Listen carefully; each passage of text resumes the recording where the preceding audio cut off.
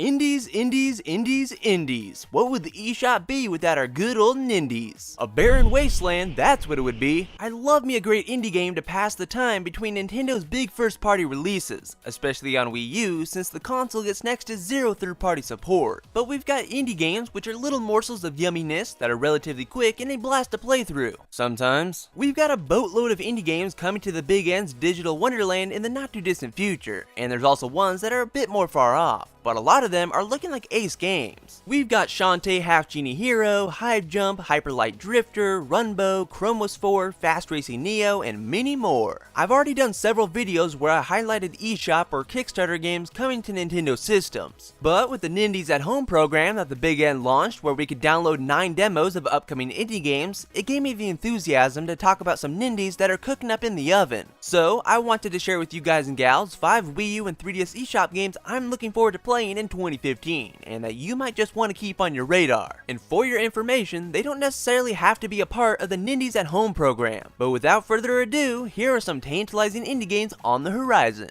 Number 5. Renegade Kid hooked me way back in the early days of 2012 with their retro 3DS platformer, Mutant. I gobbled that game up like candy. I even 100%ed it more than once, and I even challenged myself to do a run where I couldn't get hit in each level. Not even once. And lo and behold, the Bradzilla was successful in his endeavors. So you can call me a fan of Maximilian and his Gram. And you could also say that I was pretty excited to hear that they were whipping up Mutant Super Challenge, which would be packed with brand new Super Turbo Ultra difficult levels. But seriously, how hard could it really be? I mean, after mastering the original, it felt like I was playing a game starring the super tough Pink Puff. But courtesy of the Nindies at Home program, I learned something. It's hard. Super Challenge certainly lives up to its name. I mean, when a level that is clearly marked as 1-1 has you dying over 10 times, you know you're in for trouble. And oh baby, is it delightful. The game most definitely still feels exactly like Mutant Mudds. It's got the tight controls, water cannon, and muddy goodness all still intact. But that doesn't mean there isn't anything new, as it looks like Renegade Kid has taken to heart some of the criticism with the original, by adding boss fights, and one of my personal gripes, making the 100 golden gems in each level a bit more difficult to find. Renegade Kid also has an awesome chiptune composer known as Troop Gamage, who made the stellar soundtrack of the original, so we can expect some lovely melodies when Super Challenge drops onto the Wii U and 3DS. If you love a good challenge, then Mutant Super Challenge should definitely be on your radar, as it is mine. Number 4.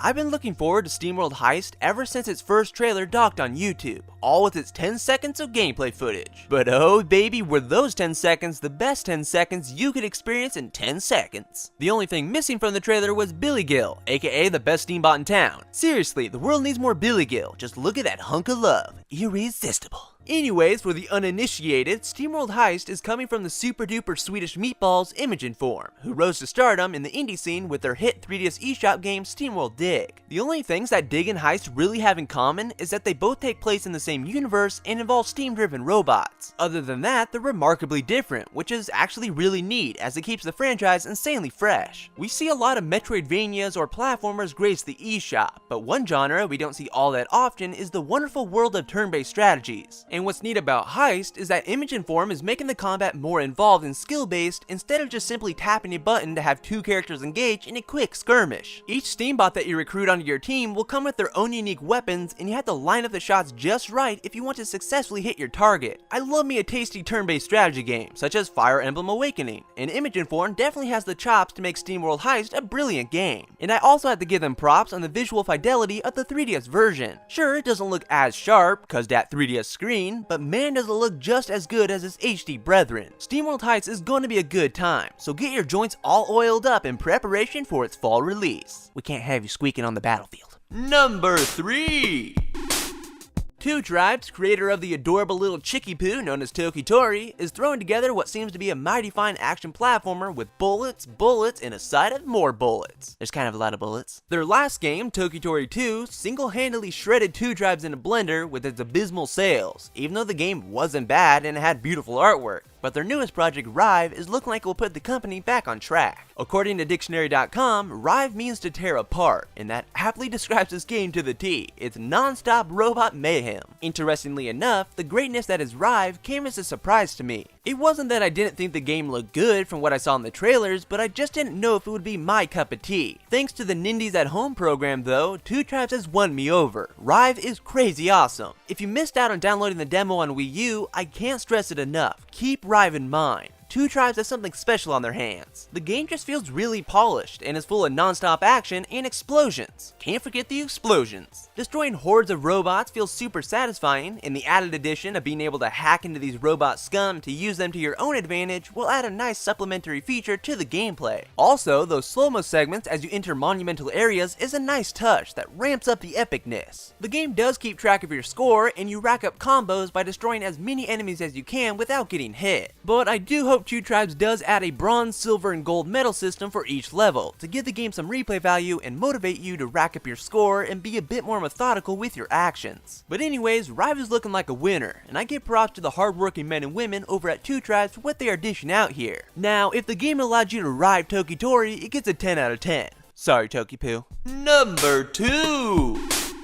What came as a bigger surprise to me than RIVE was Typo Man. If you're a Wii U owner, this game should feel pretty familiar since it was yet another game that took part in the Nindies at Home program. So yes, I played a demo of it and boy was it an eye-opener. Typo Man is a puzzle platformer, but the premise revolves around such a unique mechanic that you just don't usually see. As the name of the game suggests, that mechanic is typography. Sounds boring, right? Wrong. As you platform your way through the dark and dreary environments, you get impeded by multiple roadblocks that all involve you creating words with the assortment of letters it gives you, but it's done in fun and creative ways. For example, at one point you swing across ropes that have letters attached to them, and you need to make the letter D collide with rain to make the word drain, so you can drain a pool of water and continue on. It's honestly a pretty simple puzzle, but it's just something I'd never really experienced in a platformer, and that makes it a joy. I'm curious to know what other creative and mind-bending puzzles Brainseed Factory will create for Typo Man, because the few that were showcased in the demo were fun. I do have to say that just watching gameplay footage of Typo Man really isn't all that interesting, but experiencing it firsthand is another thing. Brainseed is really bringing some innovation with their work on Typo Man, and it just goes to show that the well of gameplay ideas hasn't dried up. I guess Typo Man might not be everyone's cup of joe, but I didn't think much of it until I tried the demo. Nevertheless, keep this game on your radar, or better yet, leave yourself a note, because, you know, typography. Alright, I'm leaving. Number 1!